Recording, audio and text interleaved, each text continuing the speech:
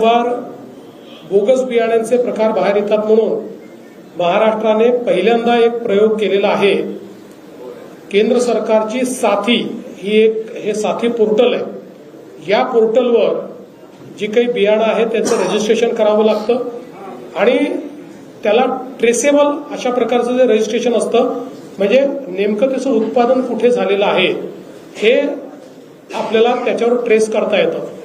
पण दुर्दैवाने राज्यांमध्ये जे बियाणं विकलं जातं त्याच्यापैकी 75% बियाणं हे ट्रुथफुल बियाणं आहे, म्हणजे जे बियाणे उत्पादकाने तयार केलेलं बियाणं नाहीये। आणि म्हणून अशा प्रकारचं जे बियाणं आहे यातनंच बोगस बियाण्याची पद्धती सुरू होते।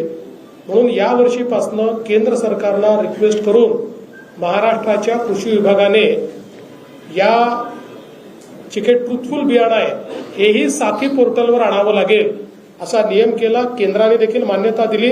केवळ मान्यताच दिली नाही तर केंद्राने इतर राज्यांनाही सांगितलं की चांगली पद्धती आहे। यावर्षी हे उशिरा सुरू झाल्यामुळे जवळपास 70,000 क्विंटल बियाणं ट्रुथफुलचं हे आता आपल्या पोर्टलवर उपलब्ध आहे, म्हणजे ते पूर्णपणे ट्रेसेबल आहे। त्यामुळे त्याच्यामध्ये बोगसगिरी केली तर कोणामुळे झाली आहे हे आपल्याला लक्षात येऊ शकते। पुढच्या वर्षीपासून 100% बियाणं ट्रुथफुलचंही हे आपल्या साथी पोर्टलवर असेल।